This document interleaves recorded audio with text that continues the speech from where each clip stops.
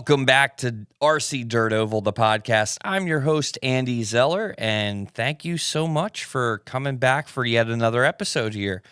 Happy Friday to everybody out there. Hope you had a great week, and looking forward to a nice, not raining for once weekend here coming up. So thank you guys so much for the support. The views that I've been getting thus far exceeded my expectations. I think we can get even crazier with it. So if you guys can continue to share, subscribe, follow along, and we'll see how big we can make this thing. But thank you so much for your support already. It's been incredible. One thing that I really want to emphasize, if you haven't, go to the Facebook page, RC Dirt Oval, same logo as this right here. That's how you know you're on the right one. And participate on there. I have some episode ideas, some concepts that are only going to work if I have other guests. I don't want to film episodes of just me, basically just showing my one-sided opinion or view or perspective or anything like that on it. And I think that there's a couple things in this community that we could really afford to talk about and really like air out. An example, and I just posted this on the Facebook page, I believe today or yesterday, having one guest on and then another guest with an opposing view in like 2 episodes, and doing like a back-to-back series of, say, the example question could be, Traxxas is great. So one participant would be somebody that really agrees with that opinion.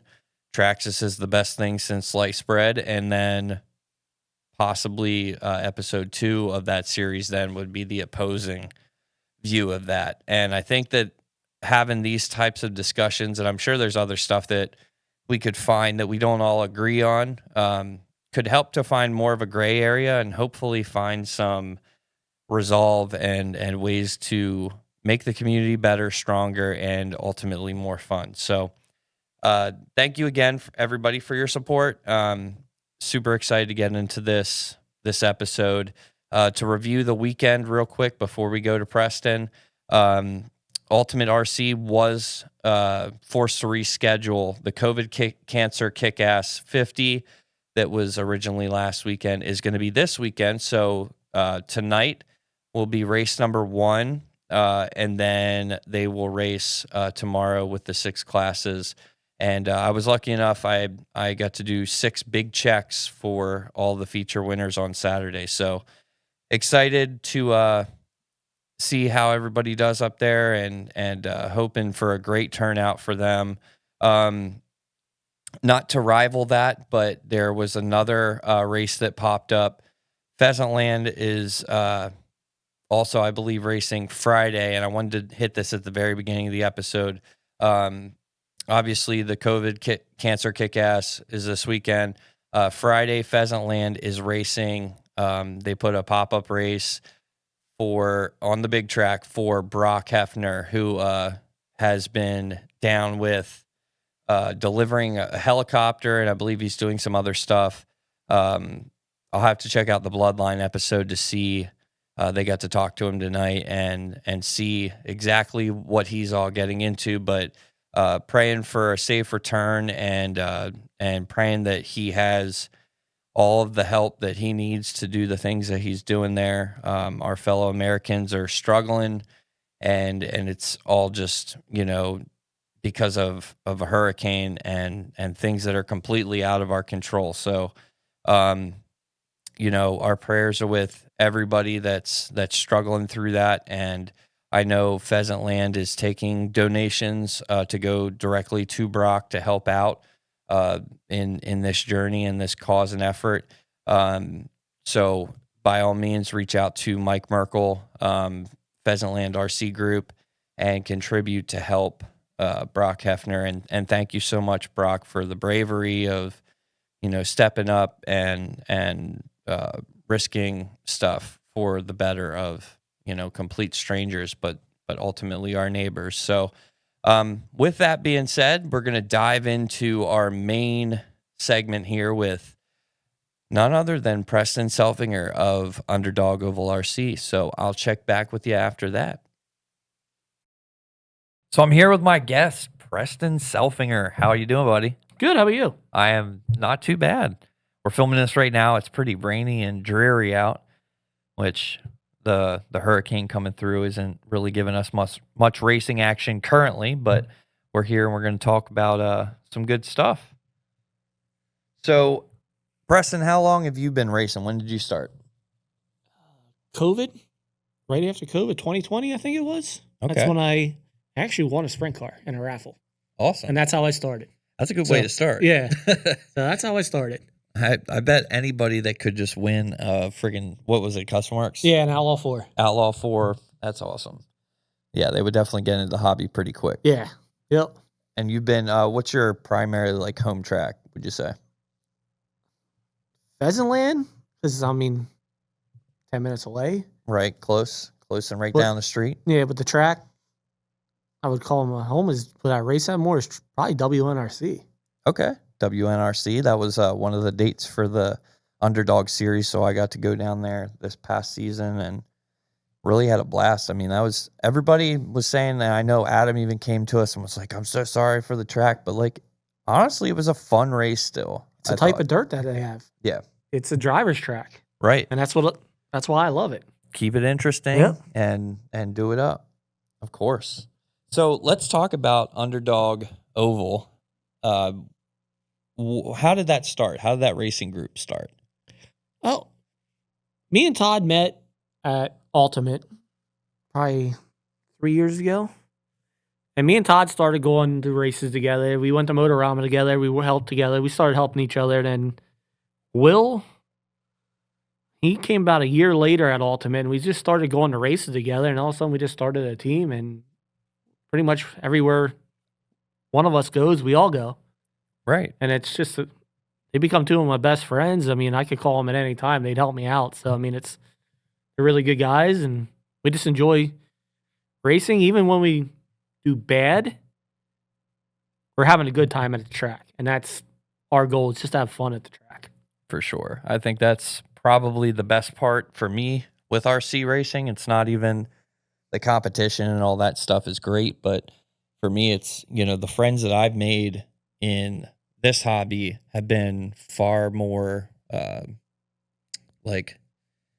far greater friends or closer friends than I think anything else I've gained in the other hobbies that I've been into in my life. Definitely. My only goal is every time I go race at Todd I just got to finish one spot ahead of Todd. Yeah, if he finishes last, I'm second to last. So that's a good day. I beat him. All right, so it's a little camaraderie challenge there between the friends. Got it. So why would you say someone would start a race team? Just what kind of benefits do you think you see out of having like an actual organized team? Like, is it just something silly like to have a name, or does it mean more to you? I think it means more to us because we want to help each other a lot. Will, we get to teach Will. We get to learn off of what we do. And just friendship part. Right. You get to be really good friends with him.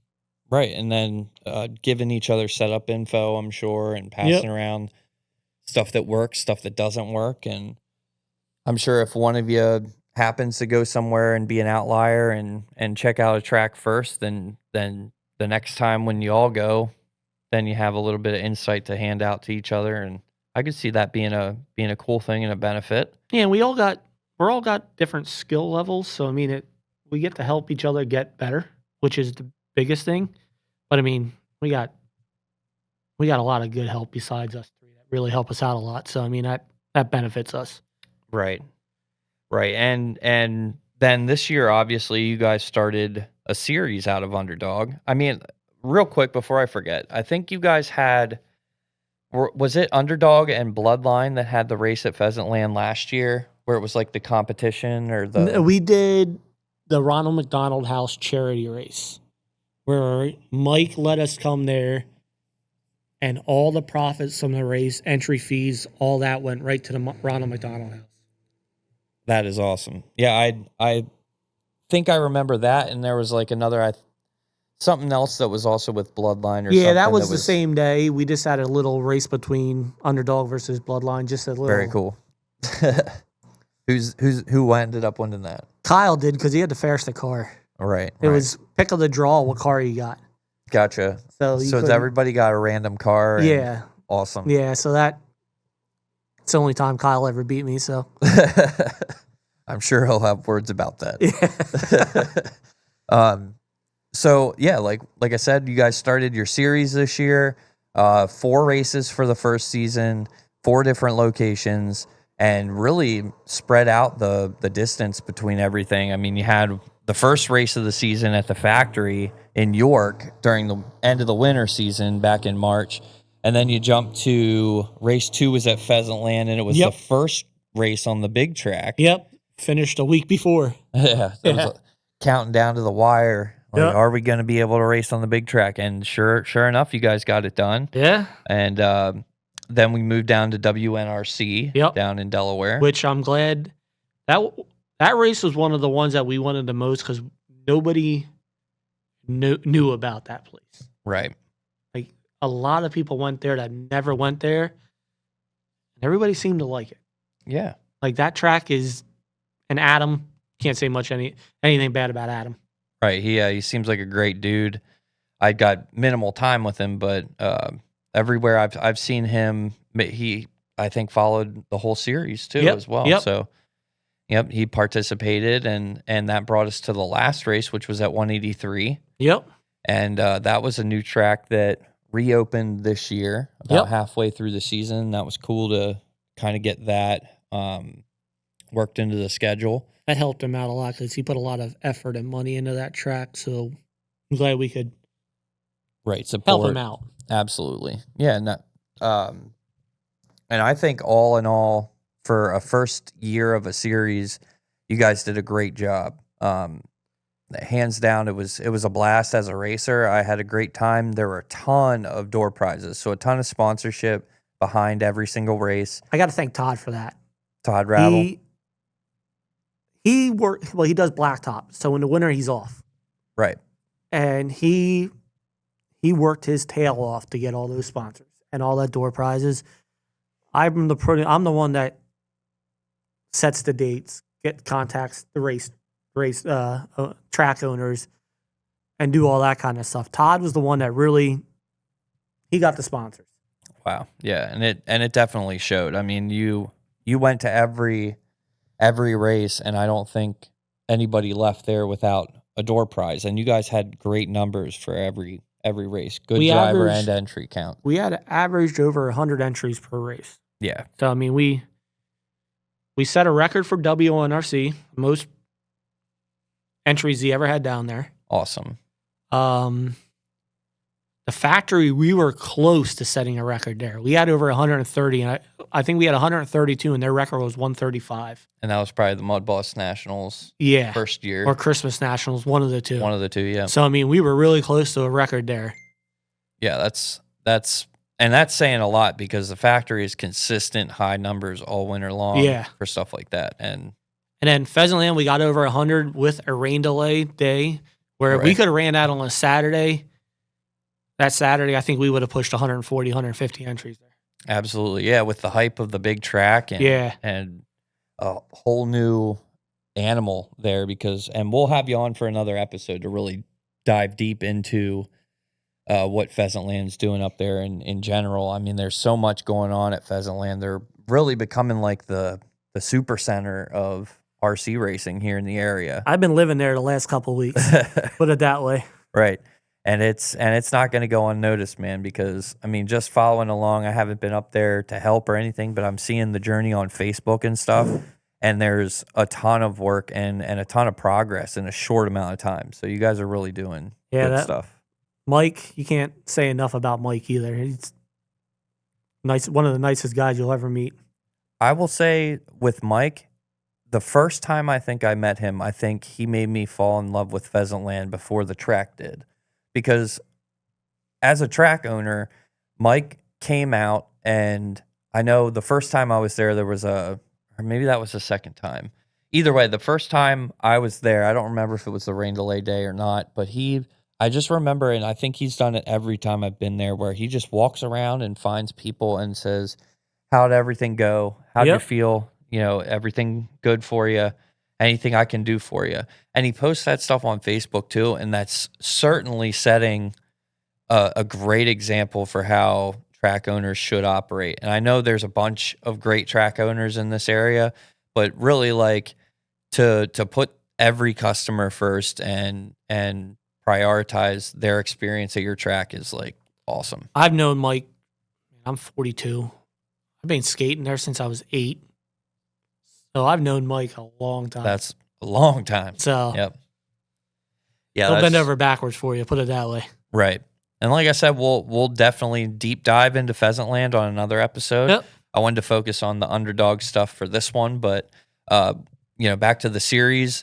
Obviously, I think a great first year. Did you guys have certain goals for the first year for that series? We were hoping for 75 entries a race. Totally That smashed was that was our goal. But if we got 75 entries per race, we were good. We were happy. Awesome. Yeah, so you definitely did that. All we wanted to do, we wanted to have a fun series, and we wanted the tracks to make money. Right. Because if they don't make money, we don't have no place to race. That's true. That was our goal.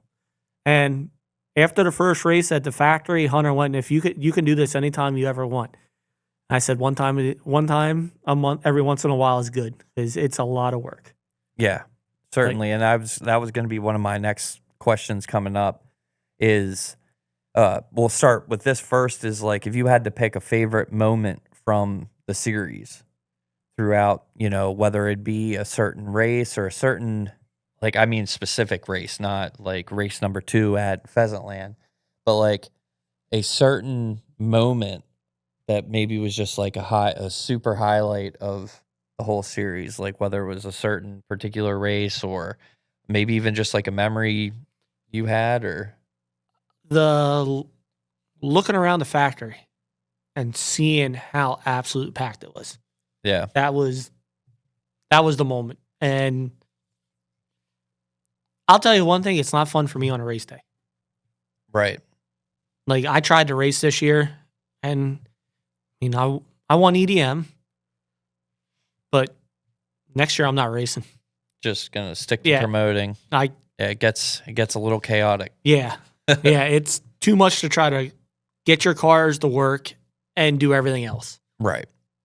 Right. So, and that's completely understandable. I mean, I think that's one thing that, and I got kind of some insight on it because I'm a track owner and I go through a lot of the same type of stuff with promoting our races and everything like that. But I think that a lot of that stuff gets overlooked sometimes, by certain racers or just, people that are maybe busy in their own things and stuff, and they don't stop to think like how much has to go into every single door prize that comes from a different company had to be a message or a phone call to that company to say, "Hey, would you be interested in sponsoring one thing this now, series?" Todd now has like what he used last year. So he can just re-email everybody Right. with a new year. And of course, we expanded for this year. Right. And we expanded an extra race now to begin with. Right. So it's 7 races this year now. And so we may not have the door prizes we had last year. But yeah, I mean, Todd has more time to work on them this year than we did. It kind of happened quick last year. Yeah, when did you guys decide that you really wanted to do a series? Whose idea was it? It was actually Kermit, when Kermit was part of the team. Okay. He came up to me and says, "Well, we should do a series," and I just took it from there. There you go. So it's his idea, and I ran with it. So that was probably about the end of last outdoor season-ish? November. November. It was Oh November. My God. Yeah, it was November. Yeah, that's crunch time, dude. Yeah. Because your first race was March then. So, March 8th. Yeah, that's tough to do in that short time to map out 4 different races. And that's why everybody asked, "Why didn't you do more last year?" We wanted a test run. Yeah. If it didn't work out, it was only 4 races. Right. If it works out, hey, now we we're bumping it up, and we're tweaking some of the stuff that's happening. We're opening the tires up a little bit for mod. I mean, that's going to be ellipses or quasis. We're keeping midget and 13.5 as quasis. They're spec classes. Yep. You're running spec tires. 90% of the tracks around here you run ellipses on. So we're going to bring the ellipses. Yeah. Yeah, I think that's fair, and especially for mod classes where typically the tracks with their own rules are going to say, you know, mod is open tire, open motor, all that stuff. So I just don't want people that have tires from 10 years ago that aren't being made anymore to come out there and destroy everybody because a new racer can't get those tires. right, giving them an unfair advantage. Yeah.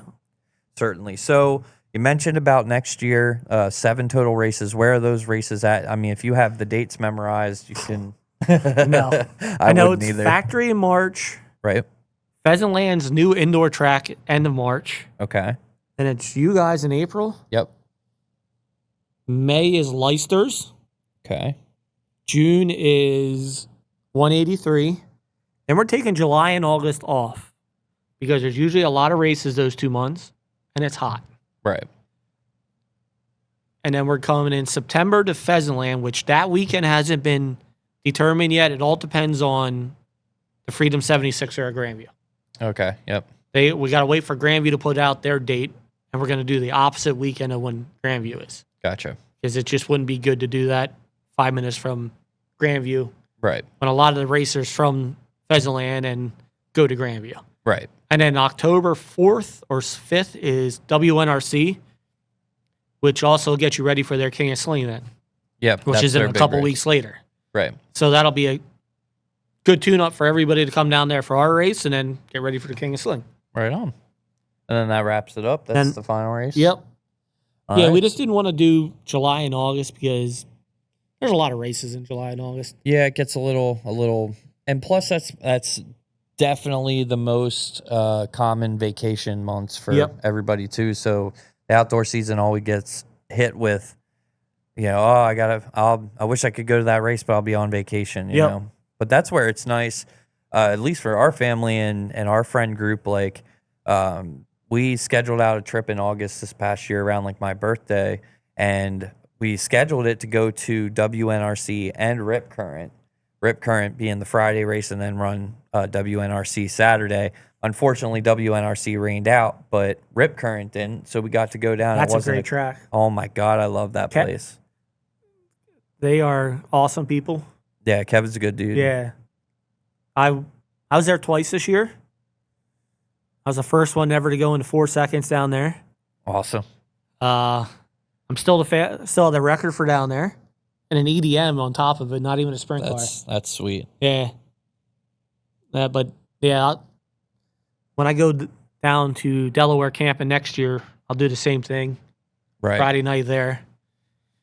Yeah, we'll have to link up because I'll definitely join that trip as well because I had a blast. Archer did really well at Rip. And I like WNRC too. So it's awesome if you can ever, you know, put together a whole weekend trip that is centered around racing. There's never. Yeah, because you definitely don't want to drive down to Rip on a Friday night just to race because that's a haul. Yeah, that's definitely a haul from here. Because from my house, it's 4 hours to get to Rip. 3.5, 4 hours probably because of traffic. Traffic. Right. Because I go down 95 and all that. And Yep. And I think we normally go down to the beach. We go to stay around the Rehoboth area, like Lewis and in that area. Yeah, I stay in Lincoln. Okay. Yep. Yeah. So with where we were staying at, it was a little further from Rip. It was like 40 minutes from Rip, but then it was like 20 minutes from WNRC. So it was kind of a nice. The Lewis around that Lewis area is pretty solid for if you're looking to go to both. And usually, you know, you drive the further distance Friday, and then you have the closer race on Saturday. Yep. So I guess to finish everything up, we talked about your goals for the first year and how you smash those. Do you have any specific goals for this coming year? We just want the same. Same. If we can do the same, we're happy. I mean, I think opening up the tires will probably gain some more people. Right. I mean, we're still doing the quasis. People complain about the quasis. I don't understand why. They're not a bad tire. Yeah, it's. I think people get used to stuff, and then it's hard to break You what know, you're used people to. don't like change. Right. That's Very true. it.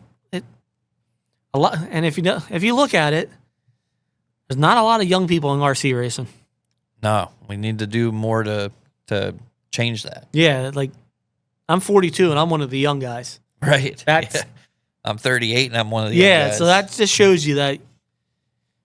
And we'd love to have a lot of kids.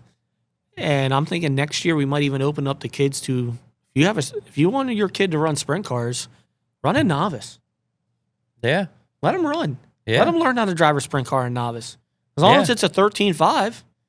There's actually a really good idea around that. And I talked to Howard about it. I know it's something that started at 997, I guess. That's where I saw it anyways. But like a breakout class is like something that could really, open that up and allow for stuff like that. But I totally agree. Like if our novice class, hey, if you just want to run a sprint car, bring a sprint car out. Right. Run 13.5. We'll put a small gear on it so it's not flying. And you can go in those ESCs and put the power down to 1. So it's not like you're going to dial them back to wherever they need to be. Yeah. I mean, novice, I don't feel has to be a Traxxas car. Right. Yeah, I could get behind that. Maybe it'll get more kids to come want to race because I know a lot of kids think a sprint car looks cool. Oh, yeah, for sure. I know Archer bugs me all the time. When do I get a sprint car? And I'm like, dude, when you can't.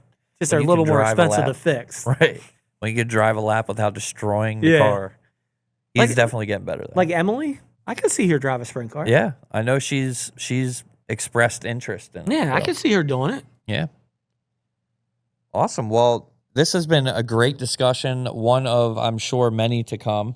Again, thank you so much for coming on, Preston. And on behalf of everybody at the Underdog, group and behind the series, thank you guys so much for putting that on this past year, for doing it again this year, giving First Capital an opportunity. Yep. Just really all the legwork that you guys are putting into it to make something great for our community. And again, your time for coming and hanging out and chatting. Appreciate it. And can I just wish one person some good luck?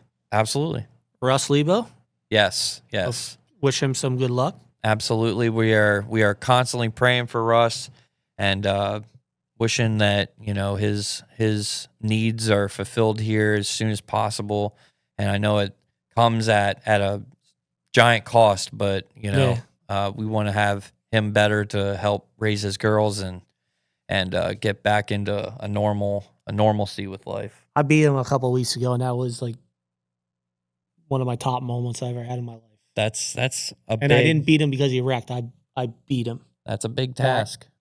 That meant the world to me. Right. Because that guy, him and Adam, you have no idea how much those two help the Underdogs. Right. Like those two are probably the biggest pullers for the Underdogs. And I wouldn't be where I'm at without them two. That's awesome. So there's a lot of good people in this hobby. For sure. And don't be afraid to come ask anybody for help. I mean, anybody can come to me and I'll tell you my setup. That's saying a lot, man. Like it's not, I've had a lot of people help me over the years, the 4 years I've been racing, and I want to help as many people out as possible. That's why you guys are so good, man. That's why we all love you.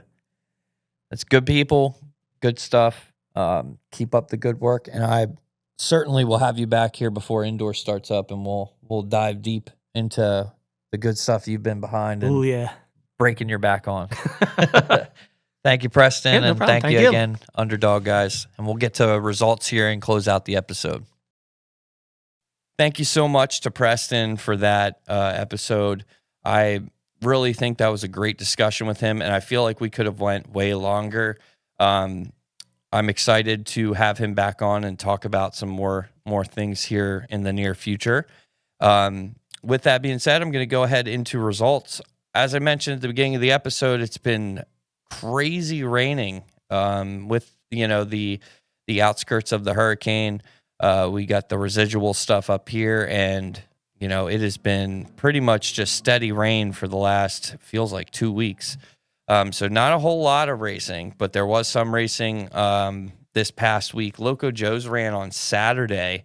I'll go through their results. Buggy Street Stock, Richie Krenzer was in third. Gabe Gordon got second, and Caden Moreland got first. Mod Sprint, Steve Lloyd Jr. got third. Dwayne Gutshaw got second, and Manny Valderrama got the win. SC Crate Late, Barney Tan, a local guy here, made the trip down, finished third. Mike Immel finished second, and Gary Martin finished first. SC Street Stock, Butch Leak got third. Jeff Mawiney got second, and Scott Cole got first. Small Block Northeast Dirt Mod, Gary Martin was third, Richie Krenzer second, and Bryson Durden was the winner. Spec Truck was Jeff Mawiney in third, Black Cloud in second, and Scott Cole in first. Traxxas Mod was Gary Martin and Jeff Mawiney in second. Richie Krenzer got the win there. Staubs got their race in, I believe it was a little bit of a delayed start for them, but they had their awards presentation and then got into the racing there on Saturday as well. 17.5 sprint, Garrett Williamson finished third. Todd Little finished second, and David Jones finished first. 21.5 late model, Gary Miller was third. Robert Burry was second, and Wyatt Shaper was first. 13.5 Mudboss, Owen Wise got third. Mike Fry got second, and John Berkebile got the win. Midget, Casey Hess got third. Louis Pavlovek was second, and Zach Swanser was first. 17.5 late model, Justin Bankert, my buddy, got third. Guy Intellisano got second, and Casey Hess was first. Sportsman Mudboss Riley Spidel continues to kill it and gets third there. Junior Reaver got second, and Jackson Reaver was first. First Capital ran Thursday evening, had to reschedule on a light crowd, but some results to read here.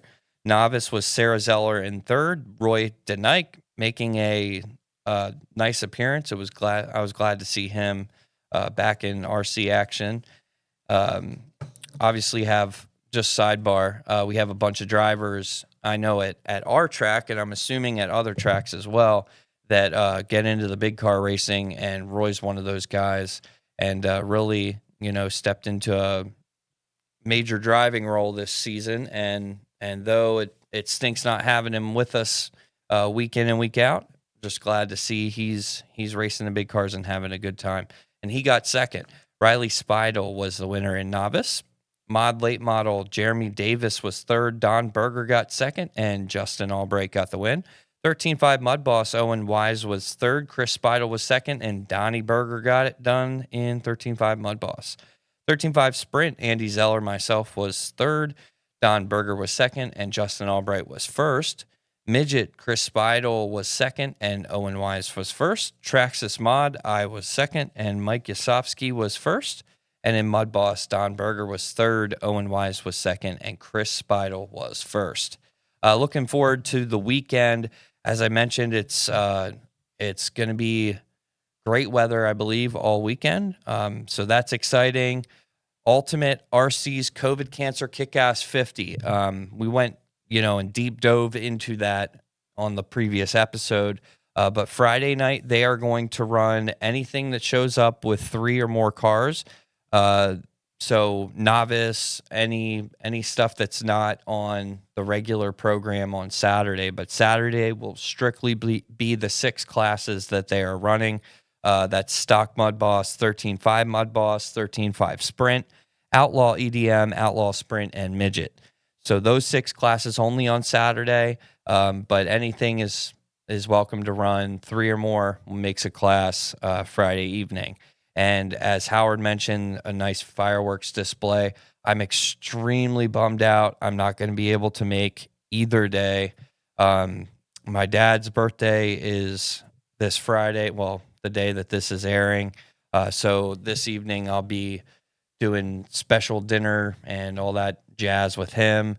And, you know, sometimes you got to put family first. It stinks. I probably could have worked it out last weekend, but Mother Nature never takes it easy on us. So everybody that goes out, please have a great time. Enjoy yourselves. You know, that race is very important for you know, multiple reasons, but have a good time, have a great time actually, and enjoy racing and being with friends and those that will be there. I hope that there's a great turnout and that everybody has an awesome time. So as I mentioned earlier, Pheasantland is racing on the big track tonight for Brock Hefner.